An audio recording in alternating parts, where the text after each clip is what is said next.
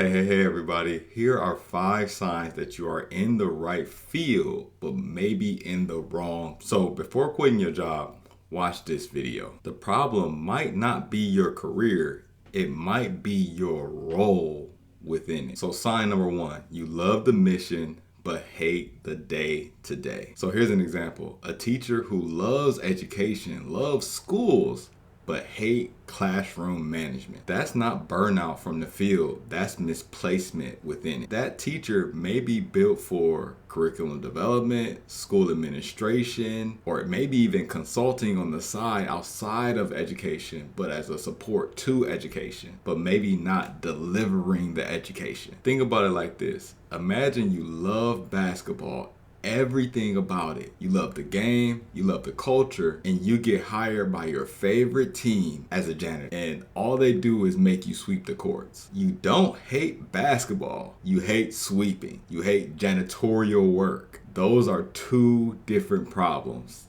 Does that make sense? Sign number 2, you do parts of your job brilliantly, but the rest drains you. So what I want you to do is map out the work that energizes you in your role and the work that drains you in your role.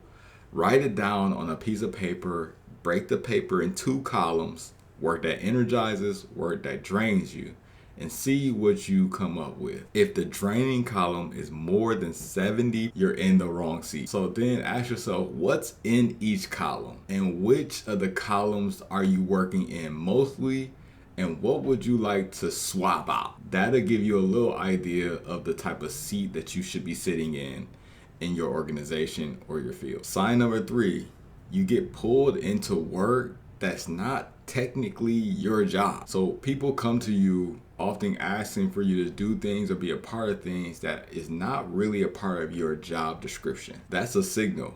What people pull you in for is a sign that you are truly valuable in that thing, even though that's not a part of your job. So ask yourself, what do colleagues, students, peers claim they really want from you and nobody else? Specifically, they come to you for this, whether it's a problem or a solution that you can only solve for them. That's a lane that you should think about. Sign number 4, you know exactly what's wrong and what will fix it, but nobody comes to you. This is the classic underutilized professional story that we hear practically everywhere. And here's the thing I want you to think about. Maybe you're solving the wrong level of problem. And so maybe you need to either go down a level to work with the people under you, or up a level to work with the people above you. So this is not a skill issue, this is a positioning issue. You got to be positioned with the people who you can have the most impact. It's like being an architect and using most of your day and time to paint walls. Can you do it? Yeah. Are you good at it? Yeah. But is that the best use of the skills and talents and gifts and knowledge that you have? No. It's the same with your career. It's the same with being in the right seats. Although you might be good at it and skilled at it, is it the best use of your time? Are you using your time to bring more energy to you, or are you using your time to drain yourself solving other people's problems? Sign number 5, you think about your work very differently than everybody else around you. So you might find yourself asking, why are we doing this? When everybody else around you is asking, how do we do this? You start seeing the bigger picture. Start seeing the bigger cloud that's actually harnessing issues for you all, when everybody else is thinking task or focused on the little minute issues that really won't move the needle. So that's not arrogance. That's actually a sign that you might need a promotion, that you need a bigger seat or more responsibilities, and of course I want you to get paid for those. So here's what I want you to do with that information. Don't just leave your job.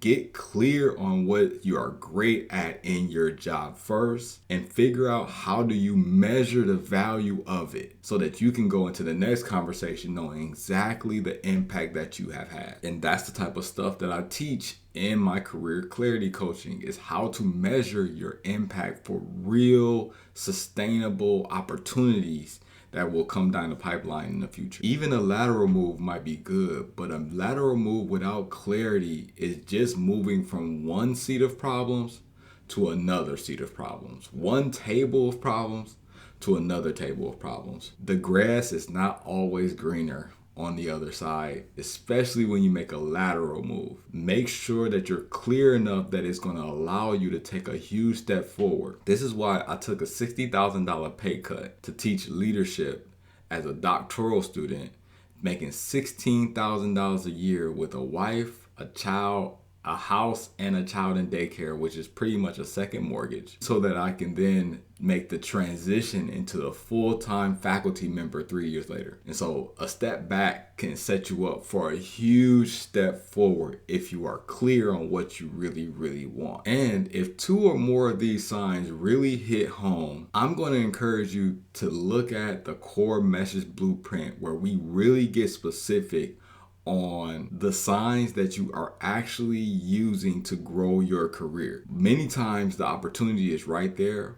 We are just so in the day-to-day that we don't even see it. And so getting somebody to ask you really powerful questions will help you make the transition into an opportunity of a lifetime. The core message blueprint is a 90-minute working session with me. You can pause the video at any time to ask any questions or write down any answers to get clear on what you are meant to do. Your message needs clarity, and you'll walk away with an actual message that you can say in 10 seconds to get people to stop and say, ooh, I need to know more about them or their work. And these are the same questions that I ask all of my clients when I'm helping them get clear on the product, the service, the pivot, the promotion, whatever it is that they're looking to gain. And it's only $27. That's less than dinner.